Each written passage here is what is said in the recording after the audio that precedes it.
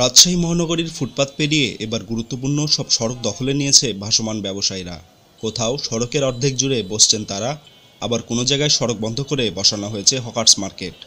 এতে ভোগান্তিতে পড়ছে পথচারীরা। দুর্ঘটনার ঝুঁকি নিয়েই হাঁটতে হচ্ছে মূল সড়কের মাঝখান দিয়ে। রাজধানী ঢাকার মতোই যানজট নামক মরণব্যাধিতে আক্রান্ত হচ্ছে দেশের পরিবেশ বান্ধব শহর রাজশাহী। একদিকে ফুটপাত আর সড়ক দখল, অন্যদিকে প্রয়োজনের তুলনায় বেশি অটোরিকশা।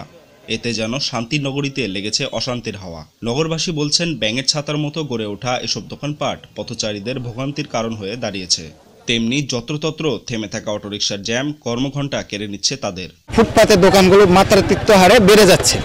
এই ফুটপাতের দোকানগুলো রাস্তার অধিকাংশ অর্ধেক রাস্তা জুড়ে থাকছে বিধায় আমরা রাস্তা সাধারণ পর্যায়ে যেভাবে চলাচল করতে পারি সেটা বিঘ্ন ঘটছে। ফুটপাত থেকে নামতে নামতে রাস্তাতেও চলে আসছে, যার কারণে রাস্তাটা আমরা যখন হাঁটছি আমাদের মধ্যখান দিয়ে হাঁটতে হচ্ছে। এতে আমাদের অটো রিক্সা বা অনেক সময় দেখা যাচ্ছে আমরা গাড়ির সাথে ধাক্কা খাচ্ছি। রাস্তায় জ্যাম থাকার কারণে ঠিক টাইমে আমরা ক্লাসে উপস্থিত হতে পারি না। সেই যার মতো বসে গেছে, এখন কেউ মানে অভিভাবক আছে বলে মনে হচ্ছে না।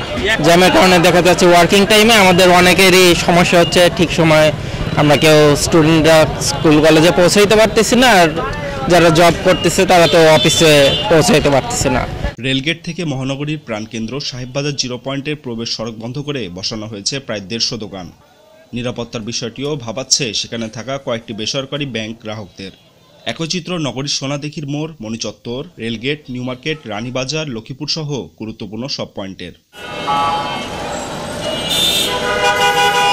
যানজট আর সড়ক দখলের বিষয়টি অকপটে স্বীকার করলেও করণীয় জানা নেই ক্ষুদ্র এসব ব্যবসায়ীদের। ওই পাশে ছিল, ওই পাশে থাকলে ভালো থাকতো।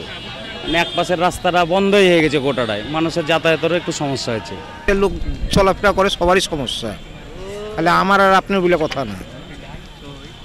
আমাদের মনে করেন যে ব্যবসা বাণিজ্য খারাপ হয়ে গেছে, এই সামনে মনে করেন যে পুলিশ বসে দিয়ে এখন নতুন নতুন দোকান লেগে ঢুকে দিয়েছে, আর আমাদের অসুবিধা হয়ে গেছে। আমার ছেলে বড় মজা কাছে এখন এখানে এসে আমার রোহিঙ্গা হয়ে গেছে। এই সামনের গাড়িটা যাচ্ছে না বলে কোনো সিরিয়াল নাই, যে যার মতো উঠছে, যে যার মতো নামছে। আমাদের গাড়িওয়ালাও যে যার মতো ওঠাচ্ছে। এই ওঠার তো কোনো জায়গা নাই, নির্দিষ্ট কোনো জায়গা নাই, যেখানে উঠবে এখানে নামবে। রাস্তা বন্ধ করে দোকান বসানোর বিষয়ে জানতে চাইলে পুলিশ কমিশনার জানান, ওই ব্যবসায়ীদের আর দোকান বসানোর মতো জায়গাও নাই। আমরা চেষ্টা করছি এসব সমাধান করতে। আমরা চাইলে হকার থেকে আমরা উঠাইতে পারি না, এবং শুধু আমি সেখান থেকে তাদেরকে রাস্তার এই পাশ থেকে ও পাশে আনতেও অনেক ইয়ে করতে হয়েছে, জোর করে আনতে হয়েছে। তারা সরতে চায় না। তো এই মুহূর্তে আমরা তো তাদেরকে এখান থেকে সরাইতে পারতেছি না। শুধু তাদেরকে এক জায়গায় আমরা যাতে নির্দিষ্ট জায়গায় থাকে সেটাই করার ব্যবস্থা করা হয়েছে। Desk report, tweet news.